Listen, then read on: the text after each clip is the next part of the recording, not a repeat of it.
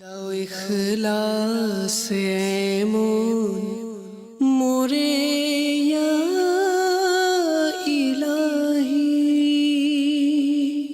আলহামদুলিল্লাহি রাব্বিল আলামিন ওয়াসসালাতু ওয়াসসালামু আলা সাইয়্যিদিল মুরসালিন আম্মা বা'দ ফাআউযু বিল্লাহি মিনাশ শাইতানির রাজীম বিসমিল্লাহির রহমানির রহিম। সকলে পড়ি আসসালাতু ওয়াসসালামু আলাইকা ইয়া রাসূলাল্লাহ। আসসালাতু ওয়াসসালামু আলাইকা ইয়া হাবিবাল্লাহ। আসসালাতু ওয়াসসালামু আলাইকা ইয়া নবিয়াল্লাহ ওয়া আলা আলিকা ওয়া আসহাবিকা ইয়া নূরাল্লাহ। প্রিয় নবী রাসূল আরবি সাল্লাল্লাহু তাআলা আলাইহি ওয়া আলিহি ওয়াসাল্লাম ইরশাদ করেন, জুমআর দিন আমার প্রতি অধিক হারে দুরূদ শরীফ প্রেরণ করো, কেননা তা উপস্থিতির দিন। এতে ফেরেশতারা উপস্থিত হয়।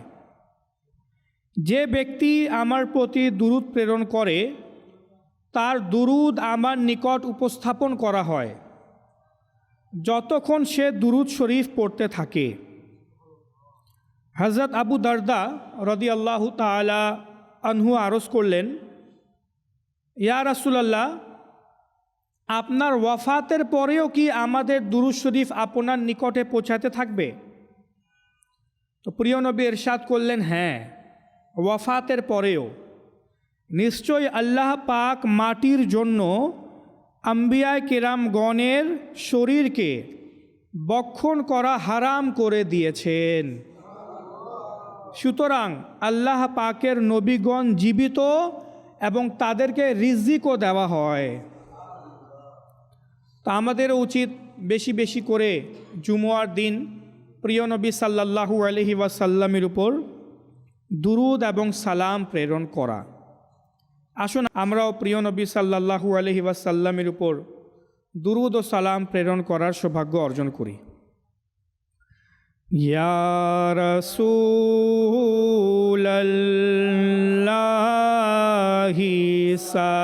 সালামুন আলাইক ইয়া হাবিবাল্লাহি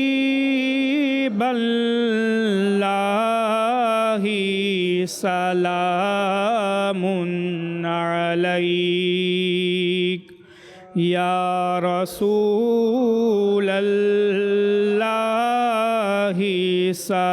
সালামুন আলাইক ইয়া হাবিবাল্লাহি সালামুন আলাইক আনতা শামসুদ দুহা আনতা বদরুদ দুজা আনতা সাদরুল উলা আনতা নূরুল হুদা ইয়া রাসূলাল্লাহি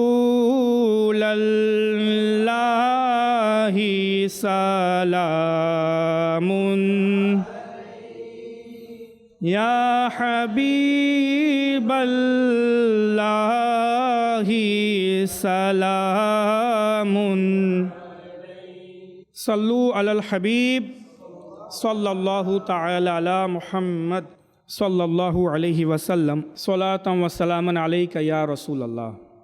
আল্লাহ রাব্বুল আলামিন সূরাতুন নাজমের 11 নম্বর আয়াতে মুবারাকাতে ইরশাদ করেন, বিসমিল্লাহির রহমানির রহিম, মা কাযাবাল ফুআদু মা রাআ আফাতুমারুনাহু আলা মা ইয়ারা ওয়ালাকাদ রাআহু নাজলাতান উখরা সাদাকাল্লাহুল আযীম ওয়া সাদাকা রাসূলুহুন নবিয়্যুল কারীম। আমাদের প্রিয় নবী রসুল নবী হুজুর সাল্লাল্লাহু তাআলা আলাইহি ওয়াসাল্লামের মেরাজের ঘটনা রজব মাসের ২৭তম রাতে আমাদের প্রিয় নবী রাসূল আরবি হুজুর সাল্লাল্লাহু তাআলা আলাইহি ওয়াসাল্লাম মেরাজের সফর করেছেন। এটি এমন একটি চমৎকার সফর, এটি এমন একটি চমৎকার ভ্রমণ যে এই মেরাজের সফর হচ্ছে দূরত্বের দিক থেকে বিশ্বজগতের সবচেয়ে লম্বা এবং সময়ের দিক থেকে সবচেয়ে ছোট সফর। দূরত্বের ক্ষেত্রে বড় কিন্তু সময়ের ক্ষেত্রে ছোট। এটি এত লম্বা একটি সফর যে প্রিয় নবী রাসূল আরবি হুজুর সাল্লাল্লাহু তাআলা আলাইহি ওয়াসাল্লাম মসজিদুল হারাম মক্কাতুল মুকাররমা থেকে মসজিদুল আকসা বাইতুল মুকদ্দাসে তাশরিফ নিয়ে গেলেন, যা তৎকালীন সময়ে ঘোড়া এবং উটের মধ্যে সফর করতে সময় লাগতো প্রায় 1 মাস। এই 1 মাসের সফর প্রিয় নবী সাল্লাল্লাহু আলাইহি ওয়াসাল্লাম মুহূর্তের মধ্যে করলেন। অতঃপর প্রথম আসমান, দ্বিতীয় আসমান, তৃতীয় আসমান, চতুর্থ আসমান, পঞ্চম, ষষ্ঠ এবং সপ্তম আসমানকে অতিক্রম করলেন। এরপর রয়েছে সিদরাতুল মুনতাহা, সিদরাতুল মুনতাহাকে অতিক্রম করলেন। সিদরাতুল মুনতাহার উপরে রয়েছে মুস্তাওয়া, একটি স্থানের নাম যা সিদরাতুল মুনতাহারও উপরে, ওই মুস্তাওয়াকে অতিক্রম করলেন। তারপর আরশে আজিমকে অতিক্রম করলেন। এভাবে জানি না আর কত কিছুকে অতিক্রম করে প্রিয় নবী সাল্লাল্লাহু তাআলা আলাইহি ওয়াসাল্লাম এমন একটি স্থানে পৌঁছান যেটা কোনো স্থানই না, এমন একটি জায়গায় পৌঁছান যেটা কোনো জায়গায় না, এবং সেখানে আল্লাহ রাব্বুল আলামিনের দিদার লাভ করেন। তো এটা লক্ষ লক্ষ কিলোমিটারের সফর ছিল।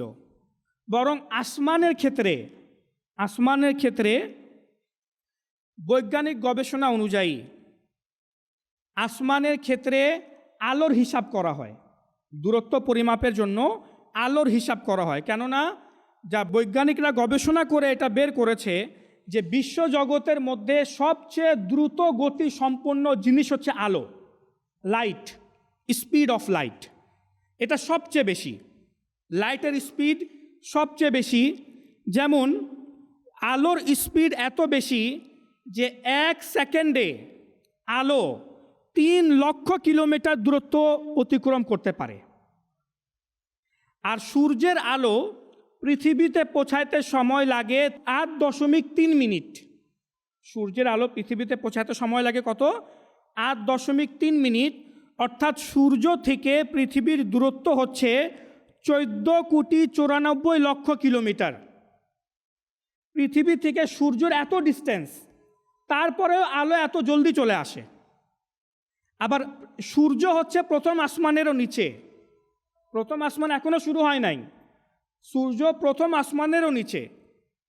সৈয়দি আলা হজরত ইমামে আহলে সুন্নত মুজাদ্দিদ ও দিন ও মিল্লাত আর শাহ ইমাম আহমদ রেজা খান ফাজিলে বিরিলভি রহমতুল্লাহি তাআলা আলাইহি মেরাজের ঘটনা বয়ান করতে গিয়ে এর দূরত্বকে বুঝাইতে গিয়ে বলেন যে পৃথিবীর জমিন থেকে সিদরাতুল মুনতাহার দূরত্ব হচ্ছে 50,000 বছরের। কত? পৃথিবী থেকে সিদরাতুল মুনতাহার দূরত্ব 50,000 বছরের। এরপর রয়েছে মুস্তাওয়া।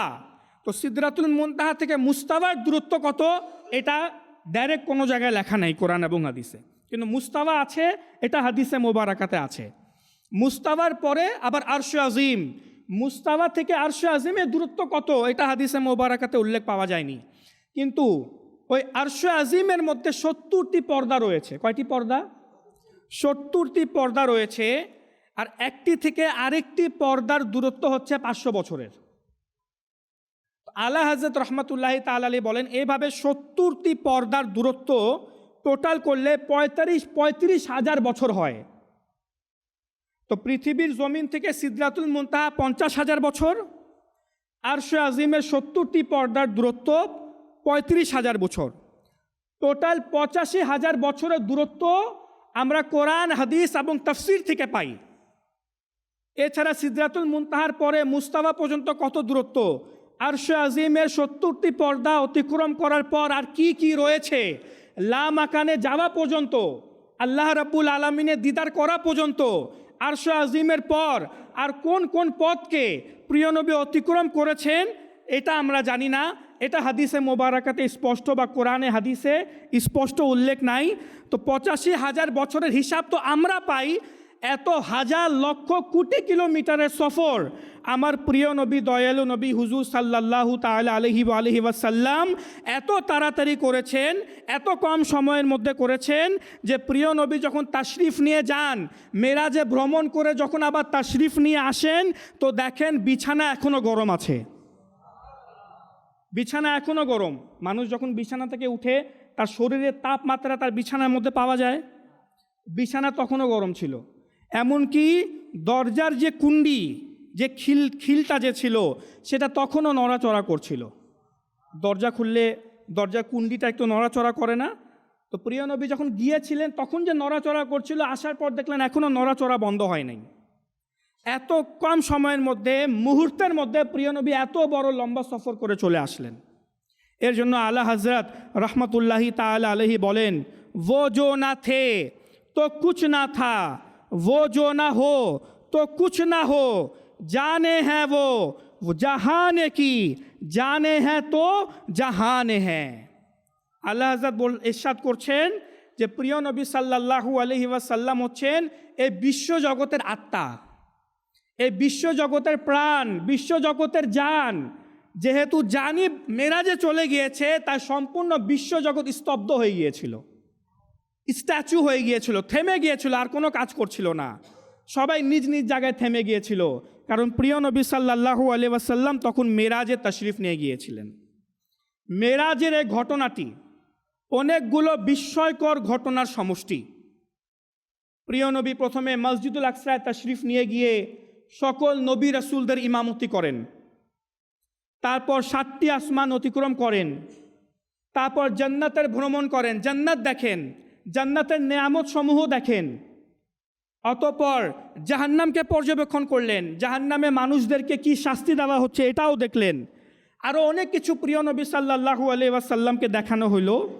কিন্তু এই মোবারকময় সফরের সবচেয়ে গুরুত্বপূর্ণ যে বিষয় ছিল, যেটা মূল পয়েন্ট ছিল, যার কারণে মেরাজের সফর সংগঠিত হয়েছে, সেটা হচ্ছে আমার প্রিয় নবী সাল্লাল্লাহু আলাইহি ওয়াসাল্লামকে আল্লাহ রাব্বুল আলামিনের দিদার করানো হয়েছে। প্রিয় নবী সাল্লাল্লাহু আলাইহি ওয়াসাল্লাম নিজের মাথার চোখ দ্বারা, মাঝখানে কোনো পর্দা ছিল না, কোনো আবরণ ছিল না, কোনো কিছু ছিল না, নিজের মাথার চোখ দ্বারা স্পষ্টভাবে আল্লাহ রাব্বুল আলামিনের দিদার লাভ করেছেন। আর এই কথা আমি নিজে থেকে বলছি না, বরং আল্লাহ তাবারাকা ওয়া তাআলা কোরআনে পাকের মধ্যে সূরা নাজমের মধ্যে বয়ান করছেন। অথচ কোরআনে পাকে থাকার পরেও অনেকে এটাকে বলে যে না, মেরাজে তো প্রিয় নবী আল্লাহ তাআলা দিদার করেন নাই, মধ্যখানে পর্দা ছিল। অথচ কোরআনে পাকে আল্লাহ তাআলা স্পষ্ট বলে দিয়েছেন, কি বলেছেন? মা কাযাবাল ফুআদু মা রাআ। এবং তিনি হুজুর সাল্লাল্লাহু আলাইহি ওয়াসাল্লাম তিনি যা দেখেছেন নিজের চোখ দ্বারা, তা তার হৃদয় অস্বীকার করে নাই। তিনি যা দেখেছেন মেরাজের রজনীতে, তার চোখ তা অস্বীকার করে নাই। অর্থাৎ মেরাজের রজনীতে প্রিয় নবী সাল্লাল্লাহু আলাইহি ওয়াসাল্লাম যখন আল্লাহ তাবারাকা ওয়া তাআলার দিদার করলেন, যখন আল্লাহ তাবারাকা ওয়া তাআলাকে দেখতে পেলেন, তখন প্রিয় নবীর অন্তর, প্রিয় নবীর হৃদয় তা সত্যায়ন করেছে যে হ্যাঁ, আমি আল্লাহ তাআলাকে দেখছি। তিনি আল্লাহ রাব্বুল আলামিনকে চিনতে পেরেছেন এবং কোনো প্রকারের সন্দেহ করেন নাই। এরপরে আল্লাহ তাআলা ইরশাদ করছেন, আফা তুমারুনাহু আলা মা ইয়ারা। এই আয়াতে মুবারাকাতে আল্লাহ তাআলা 1400 বছর পূর্বে যে মক্কার কাফির ছিল তাদেরকেও বলছেন, আর বর্তমানেও যারা প্রিয় নবীর মেরাজ নিয়ে, আল্লাহ তাআলার দিদার নিয়ে সন্দেহ করে, আল্লাহ তাআলা তাদেরকেও বলছেন। আল্লাহ রাব্বুল আলামিন ইরশাদ করছেন, আর আমার নবী অর্থাৎ তিনি যা দেখেছেন, যা দিদার করেছেন, তোমরা এটা নিয়ে বিতর্ক করছো। আফা তুমারুনাহু মা ইয়ারা, তিনি যা দেখেছেন এটা নিয়ে তোমরা ঝগড়া করছো। মক্কার কাফিরেরা যখন জানতে পারলো যে প্রিয় নবী সাল্লাল্লাহু আলাইহি ওয়াসাল্লাম মেরাজে ভ্রমণ করেছেন, আল্লাহ তাআলা দিদার লাভ করেছেন, তখন তারা ঝগড়া শুরু করে দিল, বিতর্ক শুরু করে দিল। আল্লাহ তাবারাকা ওয়া তাআলা এখানে তাদেরকে উত্তর দিচ্ছেন। এই বিষয় নিয়ে তোমরা ঝগড়া করছো। আরে আমার হাবিব তো একবার দেখেন নাই, ওয়ালা কদার আহু নাজলাতান উখরা, তিনি 2 বার আমার দিদার করেছে, তিনি 2 বার দেখেছে। এটা কোরআনে পাকের আয়াত। ওয়ালা কদার আহু, তিনি দেখেছেন, নাজলাতান উখরা 2 বার। আর তোমরা ঝগড়া করছো তিনি একবারও দেখেছেন নাকি দেখেন নাই। সূরা নাজমে আল্লাহ তাআলা স্পষ্টভাবে মেরাজের আলোচনা করেছেন। মক্কাবাসীরা যখন জানতে পারল প্রিয় নবীর মেরাজের ঘটনা সম্পর্কে, তখন তারা তদারকি শুরু করে দিল। তাদের মধ্যে থেকে কেউ তো কখনো আসমান দেখে নাই, সিদরাতুল মুনতাহা দেখে নাই, আরশে আজিম দেখে নাই। হ্যাঁ, কিন্তু তাদের মধ্যে থেকে অনেকেই ছিল এমন যারা বাইতুল মুকাদ্দাসে সফর করেছিল, বাইতুল মুকাদ্দাসকে দেখেছিল। তাই তারা প্রিয় নবী সাল্লাল্লাহু আলাইহি ওয়াসাল্লামকে বাইতুল মুকাদ্দাসের ব্যাপারে প্রশ্ন করা শুরু করে দিল। কারণ এই সম্পূর্ণ ঘটনার মধ্যে বাইতুল মুকাদ্দাসের সফরও একটি অংশ। যদি বাইতুল মুকাদ্দাসে যাওয়াটা প্রমাণিত হয়ে যায়, তার অর্থ পুরা মেরাজের ঘটনাটাই সত্য প্রমাণিত হবে।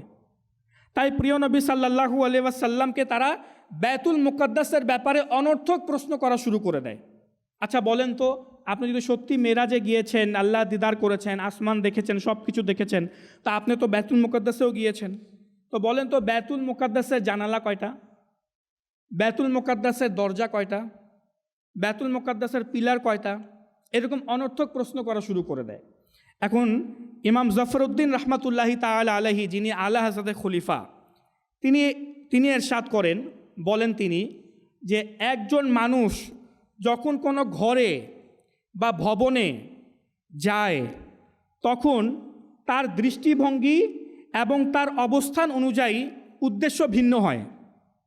যেমন একজন ইঞ্জিনিয়ার যখন কোনো ভবনে প্রবেশ করবে, তো সে তার মন মানসিকতা, তার স্টাডি, তার পড়াশোনা যেহেতু এগুলা নিয়ে, সে ঘরে ভবনে প্রবেশ করে দেখবে হ্যাঁ পিলার কয়টা, পিলার মোটা নাকি পাতলা, কয়টা জানলা আছে, কয়টা দরজা আছে, কিভাবে নির্মাণ করা হয়েছে, এগুলো তার কাছে সে দেখবে। একজন সাধারণ মানুষ যখন কোনো ভবনে বা ঘরে প্রবেশ করবে, যার নিয়ত অন্য বা অন্য উদ্দেশ্যে গিয়েছে, সে তো আর এগুলা দেখবে না, সে তো নিজের কাজ দেখবে, যে কাজে সে গিয়েছে। মেরাজের রজনীতে প্রিয় নবী সাল্লাল্লাহু আলাইহি ওয়াসাল্লাম তিনি বাইতুল মুকাদ্দাসে গিয়েছিলেন নবী রাসূলদের ইমামতি করানোর জন্য। ওইটা এমন একটা মুহূর্ত ছিল যে সময় আল্লাহ তাবারাক ওয়া তাআলার বিশেষ নূর এবং তাজাল্লি প্রিয় নবীর উপর অবতীর্ণ হচ্ছিল। এমন পরিস্থিতিতে কি প্রিয় নবী গিয়ে দেখবেন যে কয়টি জানলা দরজা আছে, কয়টি পিলার আছে, কয়টি কি আছে? এটা তো প্রিয় নবীর নবুয়তের শানেরও খেলাফ যে প্রিয় নবী গিয়ে এগুলো দেখবেন। কিন্তু তারপরেও হাদিসে মোবারাকাতে রয়েছে, ইবনে আসাকিরের হাদিস, যে যখন প্রিয় নবী সাল্লাল্লাহু আলাইহি ওয়াসাল্লামকে মক্কার কাফিরেরা অনর্থক প্রশ্ন করা শুরু করে দেয়, তখন আমার প্রিয় নবী সাল্লাল্লাহু আলাইহি ওয়াসাল্লাম তাদের প্রত্যেকটি প্রশ্নের উত্তর দিতে লাগলেন। এমনকি মাঝে মাঝে প্রিয় নবীর যদি কোনো বিষয়ে সংশয় হইতো যে আসলে এই বাইতুল মুকাদ্দাসের কয়টি এরকম ছিল না ছিল, আল্লাহ তাবারাকা ওয়া তাআলা সম্পূর্ণ বাইতুল মুকাদ্দাসকে প্রিয় নবী সাল্লাল্লাহু আলাইহি ওয়াসাল্লামের চোখের সামনে এনে দিলেন। প্রিয় নবী বাইতুল মুকাদ্দাসকে দেখতেন এবং দেখে দেখে প্রশ্নের উত্তর দিতে থাকলেন। আর যখন সম্পূর্ণ উত্তর দিয়ে দিলেন, তখন মক্কার কাফিরেরা বলতে লাগলো যে খোদার কসম, প্রিয় নবী সাল্লাল্লাহু আলাইহি ওয়াসাল্লাম বাইতুল মুকাদ্দাসের ব্যাপারে যা যা বলেছেন সব সত্য। অথচ তারা জানতো যে প্রিয় নবী তো কখনো প্রকাশ্যে বাইতুল মুকাদ্দাসে সফর করেন নাই, কিন্তু তারপরেও তিনি এত কিছু বলে দিলেন। তার অর্থ হচ্ছে তিনি বাইতুল মুকাদ্দাসে সফর করেছেন, মেরাজের সফর তিনি করেছেন। আমাদের প্রিয় নবী সাল্লাল্লাহু তাআলা আলাইহি ওয়াসাল্লাম সবে মেরাজে সম্পূর্ণ জাগ্রত অবস্থায় মাথার চোখ দ্বারা আল্লাহ রাব্বুল আলামিনের দিদার লাভে ধন্য হয়েছেন। এমনকি কোরআনে পাকের আয়াতে মুবারাকাতে রয়েছে, আল্লাহ রাব্বুল আলামিন সূরা নাজমের মধ্যে ইরশাদ করেন, মা যাগাল বাসারু ওয়া মা তাগা, যে তিনি যখন আল্লাহ রাব্বুল আলামিনের দিদার লাভ করছিলেন, যখন প্রিয় নবী আল্লাহ তাআলাকে দেখছিলেন, ওই পরিস্থিতিটা আল্লাহ রাব্বুল আলামিন সূরা নাজমে বয়ান করেছেন, মা যাগাল বাসারু ওয়া মা তাগা। এবং প্রিয় নবীর চোখ, দেখেন কত স্পষ্টভাবে আল্লাহ তাআলা বয়ান করেছেন, প্রিয় নবীর চক্ষুদয় আল্লাহ তাআলা দিদার করার সময় কোনো দিকে তাকাই নাই এবং সীমাও অতিক্রম করে নাই। একদম আল্লাহ রাব্বুল আলামিনকে স্পষ্টভাবে দেখেছে। আর হাদিসে মুবারাকার মধ্যে রয়েছে মুসনাদে আহমদ বিন হাম্বল এর হাদিসে মুবারাকা। এটি এমন একটি কিতাব যার মধ্যে 40-50 হাজার হাদিসে মুবারাকা রয়েছে। ইমাম আহমদ বিন হাম্বল বড় বড় ওলেমায়ে কেরাম, মুহাদ্দিসিনে কেরাম এই কিতাব থেকে হাদিস বয়ান করেন। এই হাদিস কিতাবে রয়েছে প্রিয় নবী সাল্লাল্লাহু আলাইহি ওয়াসাল্লাম ইরশাদ করেন, রাআইতু রব্বি তাবারাকা ওয়া তাআলা, যে আমি মেরাজের রজনীতে আমার রব আল্লাহ তাবারাকা ওয়া তাআলাকে দেখেছি।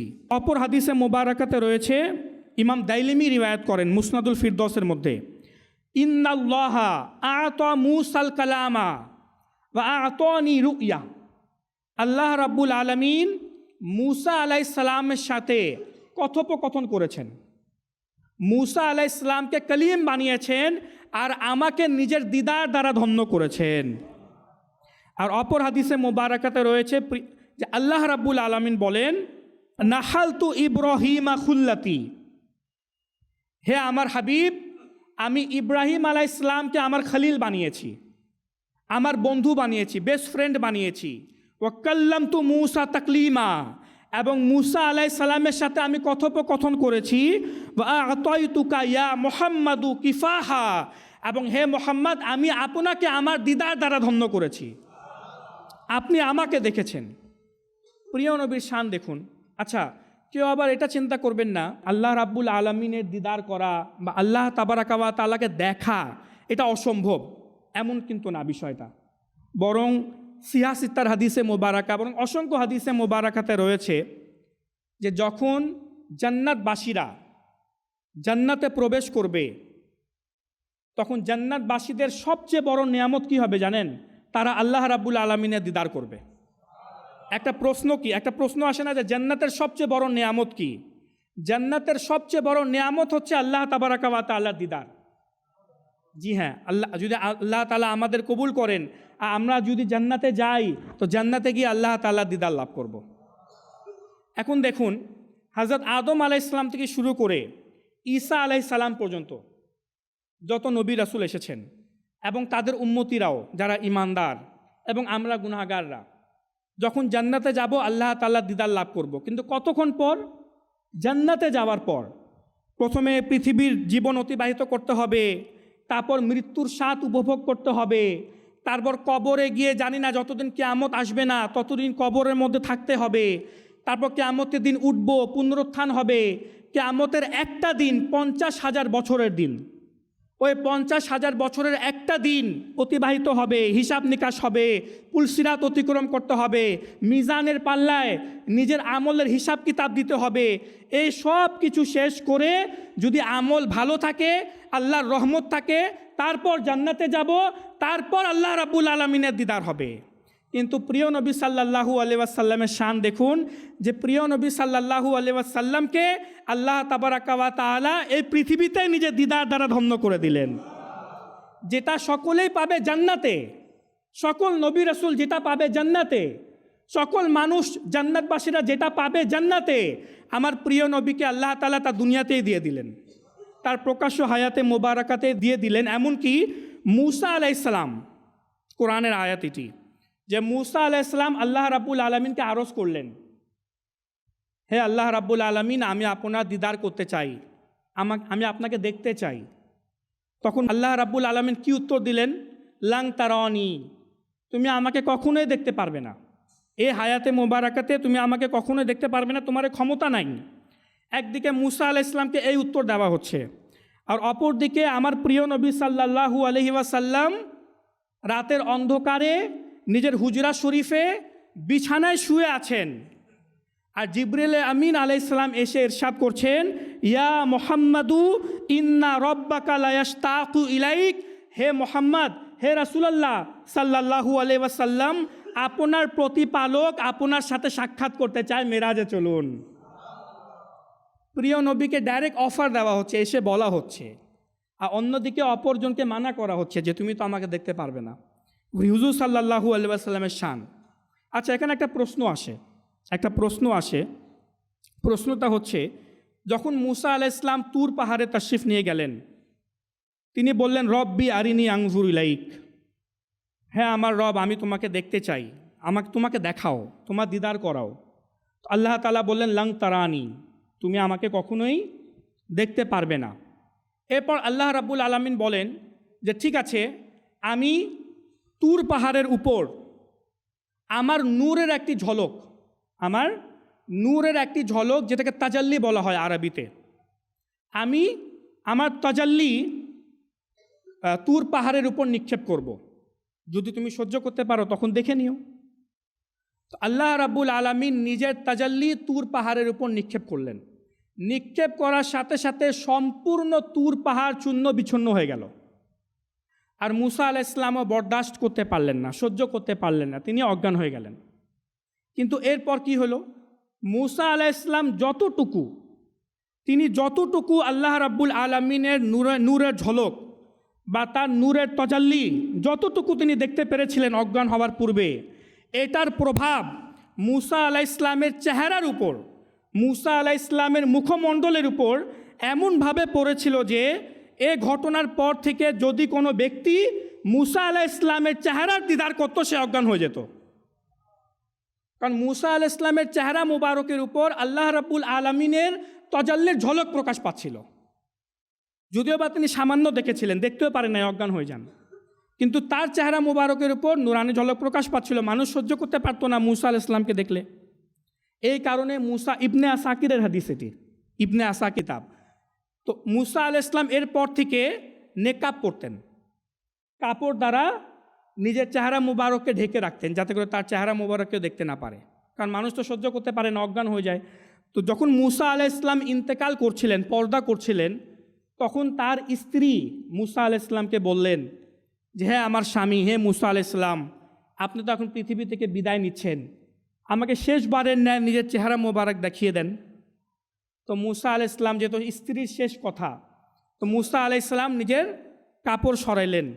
তো তার স্ত্রী তার চেহারা মোবারক দেখে সহ্য করতে পারলেন না এবং সাথে সাথে সেজদায় চলে গেলেন, সঙ্গে সঙ্গে আল্লাহ তাআলার দরবারে সেজদায় চলে গেলেন। কারণ মুসা আলাইহিস সালামের চেহারা মুবারকে আল্লাহ রাব্বুল আলামিনের নুরানি তাজাল্লির প্রভাব পাচ্ছিল। এটা হচ্ছে মুসা আলাইহিস সালামের অবস্থা। এখন যদি মুসা আলাইহিস সালামের এই অবস্থা হয়, তো যে দয়ালু নবী, প্রিয় নবী রাসূল আরবি সাল্লাল্লাহু তাআলা আলাইহি ওয়াসাল্লাম নিজের মাথার চোখ দ্বারা স্পষ্টভাবে আল্লাহ রাব্বুল আলামিনের দিদার লাভ করেছেন, সে প্রিয় নবী সাল্লাল্লাহু আলাইহি ওয়াসাল্লামের কী অবস্থা হবে? কিন্তু প্রশ্ন হচ্ছে, কি কারণে সাহাবায়ে কেরামদেরকে প্রিয় নবীর চেহারা মোবারক দেখে অজ্ঞান হতে হয় নাই? তারা তো অজ্ঞান হয় নাই, তাদের তো কিছুই হয় নাই, তারা তো হুজুর সাল্লাল্লাহু আলাইহি ওয়াসাল্লামের চেহারা মোবারক দেখতে থাকতো, জিয়ারত করতে থাকতো। এর রহস্য কী? তো সুফিয়ানে কেরাম বলেন, বিশেষ করে ইমাম কুশাইরি রহমাতুল্লাহি তাআলা আলাইহি বলেন যে এটার উপমা হচ্ছে ইউসুফ আলাইহিস সালামের মতো। আমরা ইউসুফ আলাইহিস সালামের ঘটনা কম বেশি সবাই জানি, যে মিশরের মহিলারা ইউসুফ আলাইহিস সালামকে দেখে, ইউসুফ আলাইহিস সালামের জিয়ারত করে অজানা বশত নিজেদের বৃদ্ধাঙ্গুল কেটে ফেলে, ঠিক না? একই সময়ে ইউসুফ আলাইহিস সালামের যে বন্ধুরা ছিল, যে পরিচিতরা ছিল, অন্যান্যরা যারা ছিল, তারা তো ইউসুফ আলাইহিস সালামকে দেখে নিজেদের বৃদ্ধাঙ্গুল কাটে নাই, তারা তো ইউসুফ আলাইহিস সালামকে দেখতে থাকতো। তো মিশরের মহিলারাই কাটলো কেন?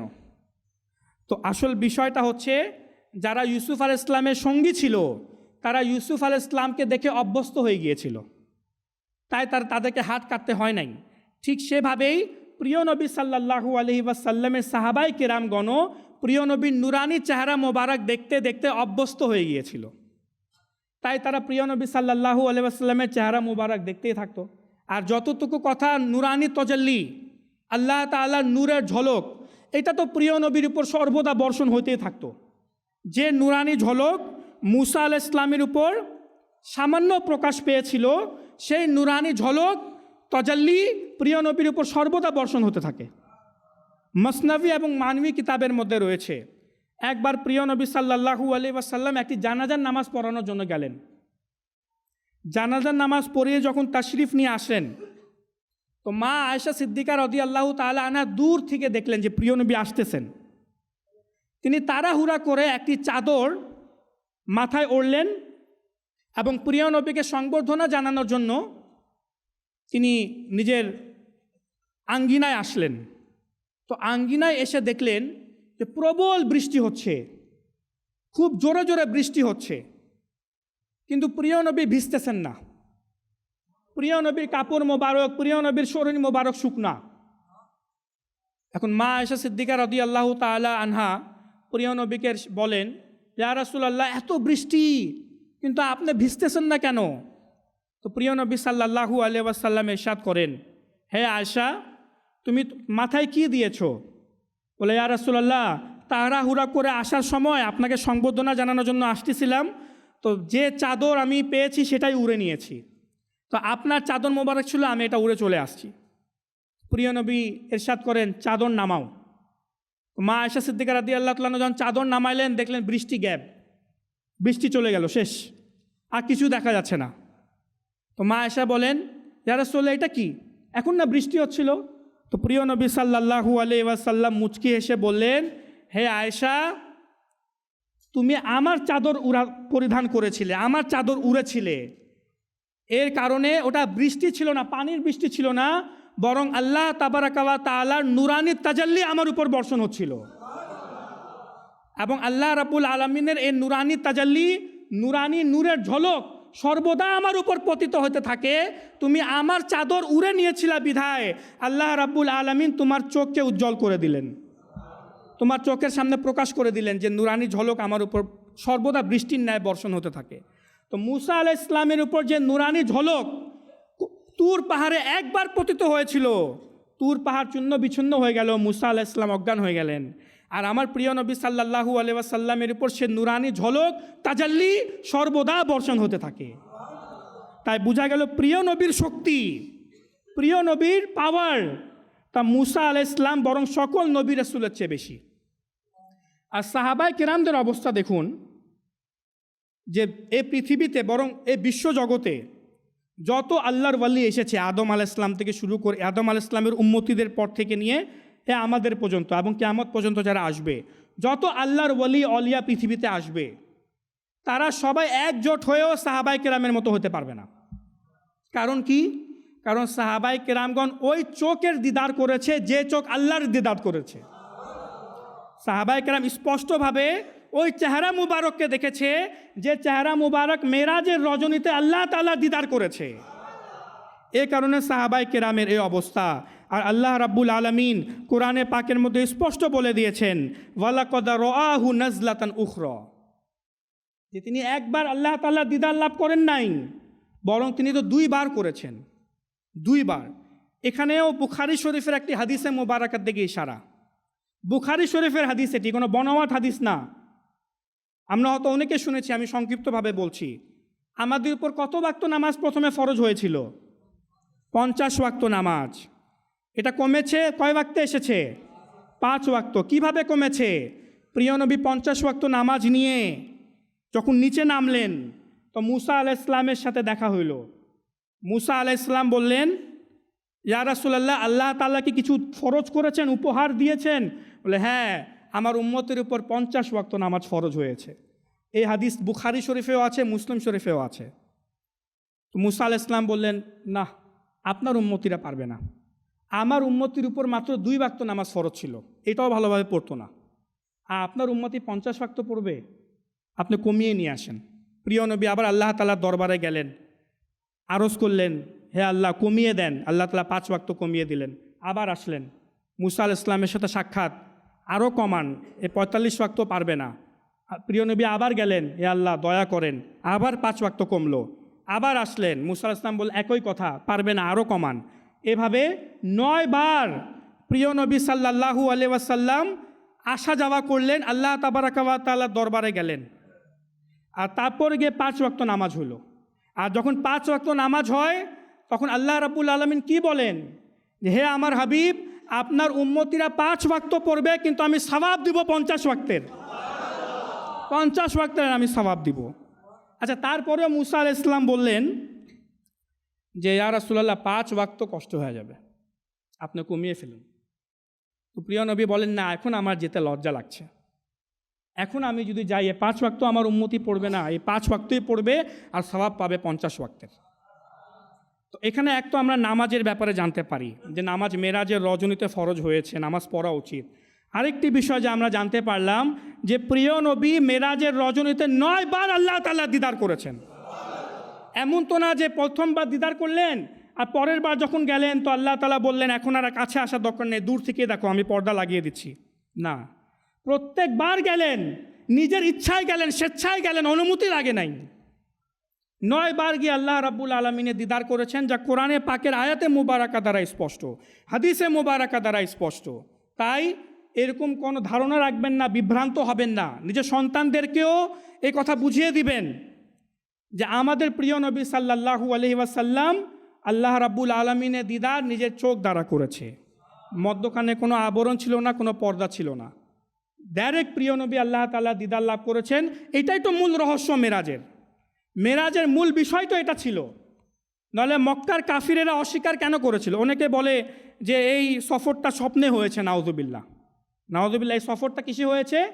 যে প্রিয় নবী তো স্বপ্নের মধ্যে করেছেন। আচ্ছা, আমি উদাহরণ দিচ্ছি। মনে করেন আপনার সন্তান, আপনার ভাই বা যে কেউ সকালে ঘুম থেকে উঠে বলল, বা আপনার স্ত্রী বলল, বা আপনার সন্তান বলল যে জানেন আমি তো স্বপ্নের মধ্যে লন্ডন গিয়েছিলাম, তারপর আসার সময় আমেরিকাও ঘুরে আসছি, তারপর আবার থাইল্যান্ডও গেছিলাম। তো আপনি কি বলবেন? ঠিক আছে, দেখো আমিও বিভিন্ন দুনিয়া ঘুরে আসছি। এটা কোনো ব্যাপার হইলো, কোনো কথা হইলো?